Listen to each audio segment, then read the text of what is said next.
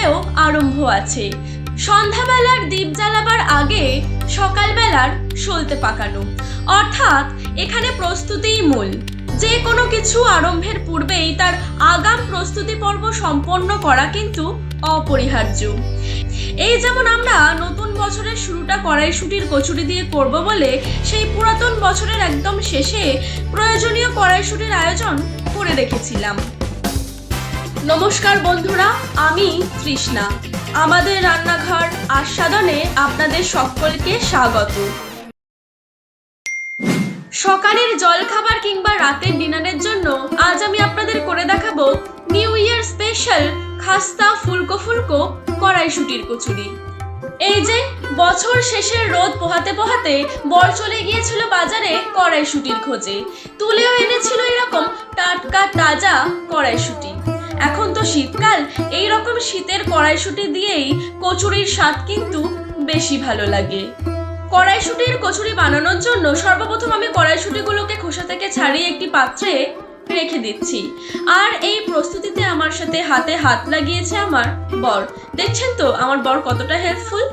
সমস্ত কড়াইশুঁটি কিন্তু আমাদের ছাড়ানো হয়ে গেছে। এবার কচুরির পুর তৈরি করার জন্য মিক্সিং জারের মধ্যে নিয়ে নিচ্ছি খোসা ছাড়ানো কড়াইশুঁটি, 3টে সবুজ কাঁচা লঙ্কা, কিছুটা আদার টুকরো, সামান্য একটু চিনি, আর দিচ্ছি পরিমাণ মতো বিট লবণ। এবার দিয়ে দিচ্ছি সামান্য পরিমাণে একটু জল। এখন মিহি পেস্ট বানিয়ে নেব।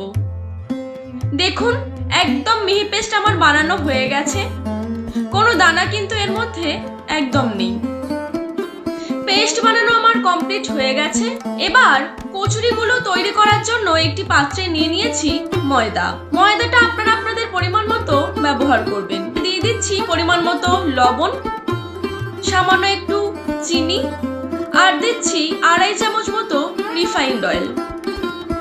এবার ময়দার সাথে লবণ, চিনি আর তেলটা ভালো মতো মিশিয়ে নিচ্ছি। এই ময়াম দেওয়ার উপর কচুরিগুলো ঠিকঠাক হওয়াটা কিন্তু নির্ভর করে। ময়ামটা একটু বেশি পরিমাণে আমি এখানে ব্যবহার করেছি যাতে কচুরিগুলো খাস্তা হয়। এবার সামান্য সামান্য জল দিয়ে ময়দাটা আমি মাখিয়ে নেব। প্রথমেই যদি খুব বেশি জল ময়দায় পড়ে যায়, ময়দা তাহলে নরম হয়ে যাবে আর জলের পরিমাণটাও বুঝে উঠতে পারা যাবে না। তাই সামান্য সামান্য জল দিয়ে ময়দা মেখে নেওয়াটাই শ্রেয়। দেখুন ময়দাটা আমি একদম ঠেসে ঠেসে মেখে নিচ্ছি। ময়দা যত এরকম ভাবে মাখা হবে, কচুরিও ততই ভালো হবে। ঠিক লুচির ময়দার মতো করে কচুরির ময়দাটা মেখে নিলেই হবে, তবে শুধুমাত্র ময়ামটা কচুরির মতো লুচির ক্ষেত্রে অনেক বেশি লাগে না। এই যে আমার ময়দা মাখা এখন হয়ে গেছে। এবার হাতে একটু তেল নিয়ে ময়দার ওপর লাগিয়ে নিচ্ছি। এবার ঢাকা দিয়ে ময়দাটা 30 মিনিট রেখে দেব। এবার গ্যাস জ্বালিয়ে কিছুটা পরিমাণ গোটা জিরে শুকনো খোলায় একটু নেড়ে নিচ্ছি। জিরে ভাজা আমার হয়ে গেছে। এখন এটা নামিয়ে রেখে দিচ্ছি এবং ঠান্ডা হয়ে গেলে মিক্সিং জারের মধ্যে নিয়ে ভাজা জিরের গুঁড়ো তৈরি করে রাখবো। কচুরির পুরটা এখন আমি তৈরি করে নেব। তার জন্য কড়াইতে নিয়ে নিচ্ছি পরিমাণ মতো সাদা তেল আর একটু ঘি। তেল আর ঘি গরম হয়ে গেলে এর মধ্যে দিয়ে দিচ্ছি 1 চামচ হিং। গ্যাসের ফ্লেমটা লোতে করে দিয়ে প্রায় 30 সেকেন্ড সময় নিয়ে হিংটা আমি ভেজে নেব। হিংটা আমার ভাজা হয়ে গেছে। তারপর এর মধ্যে দিয়ে দিচ্ছি পেস্ট করে রাখা কড়াইশুঁটি। ক্রমাগত নেড়ে চেড়ে এই পুরটা রেডি করে নিতে হবে। কড়াইশুঁটির কচুরি বানানোর ক্ষেত্রে সঠিক পদ্ধতিতে পুর তৈরি করাটাও কিন্তু খুবই গুরুত্বপূর্ণ। ফলো করুন এই রকম কয়েকটা আস্বাদন স্পেশাল টিপস। কড়াইশুঁটিগুলোকে যখন আমি পেস্ট করেছিলাম তখনই এর মধ্যে পরিমাণ মতো বিট লবণ, চিনি, আদা, কাঁচা লঙ্কা এই সমস্ত কিছু দিয়েই পেস্ট করেছি। তাই আর অন্য কিছু এর মধ্যে আমি দিচ্ছি না। শুধুমাত্র তৈরি করে রাখা ভাজা জিরের গুঁড়ো আর সামান্য একটু লবণ এর মধ্যে দিয়ে দিচ্ছি। আপনারা সম্পূর্ণ পুরটা ঘি দিয়ে বানিয়ে নিতে পারেন, তবে আমি একটু এর মধ্যে সাদা তেল দিয়েছি। গ্যাসের ফ্লেমটা মিডিয়ামে করে দিয়ে 5 থেকে 6 মিনিট সময় নিয়ে রান্না করে নেব। এমনভাবে রান্না করতে হবে যাতে পুরের মধ্যে কোনো জলীয় ভাব থাকে না। তবে অনেকেই এর মধ্যে ছাতু, বেসন ইত্যাদির ব্যবহার করে থাকে, তবে আমি কিন্তু এখানে কোনো ছাতু বা বেসনের ব্যবহার করিনি। পুরটা তৈরি হয়ে গেছে, দেখুন জলটা একদম শুকিয়ে গেছে আর কড়াইয়ের গায়েও লেগে যাচ্ছে না।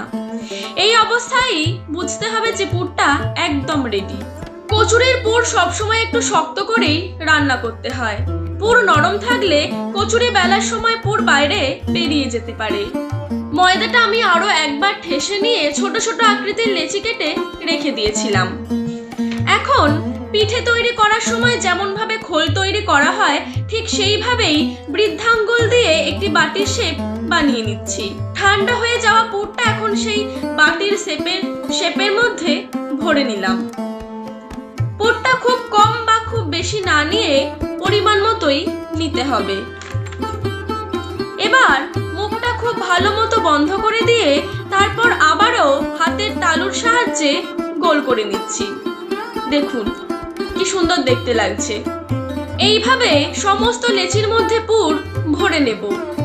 আরো একটা করে দেখাচ্ছি। প্রথমেই বাটির মতো শেপ করে তারপর তার মধ্যে পুর ভরে নিয়ে মুখটাকে বন্ধ করে দিচ্ছি ভালো মতো, আর তারপর হাতের তালুর সাহায্যে গোল করে নিচ্ছি। সমস্ত লেচির মধ্যে পুর ভরা আমার কমপ্লিট হয়ে গেছে। এবার কচুরিগুলোকে বেলে নেব। দেখুন কচুরি কিন্তু সবসময় হালকা হাতে বেলতে হবে, বেশি প্রেসার কিন্তু দেওয়া যাবে না, বেশি চাপ পড়লেই পুর কিন্তু বাইরে বেরিয়ে আসবে। আমি হালকা হাতে কচুরিগুলোকে কিন্তু বেলে নিচ্ছি। এখন কচুরিগুলো ভাজার জন্য কড়াইতে নিয়ে নিয়েছি বেশ কিছুটা পরিমাণ সাদা তেল। তেলটা আমি হাই ফ্লেমে গরম করে নিচ্ছি। তেল ভালো মতো গরম হয়ে গেলে গ্যাসের ফ্লেমটা মিডিয়ামে করে দিয়ে একটা একটা করে কচুরি তেলের মধ্যে ছেড়ে দেব। দেখুন কি সুন্দর মতো ফুলছে। এক পিঠ ভাজা হয়ে গেলে অপর পিঠ আমি উল্টে দিলাম। তৈরি হয়ে গেল ফুলকো ফুলকো খাস্তা কড়াইশুঁটির কচুরি। আলুর দম, ছোলার ডাল ইত্যাদির সাথে কচুরির স্বাদ তো ভালো লাগবেই, তাছাড়াও শুধু মুখে এই ধরনের কচুরি খেতে কিন্তু দুর্দান্ত লাগবে। বাড়িতে একদিন এইভাবে বানিয়ে দেখুনই না, কথা দিচ্ছি খারাপ হবে না। যাই হোক, সবাই ভালো থাকবেন, সুস্থ থাকবেন, সকলের স্বাস্থ্যের খেয়াল রাখবেন, আর মনে রাখবেন আস্বাদন রান্নায় নবীনতা ও প্রবীণতার উন্মোচন।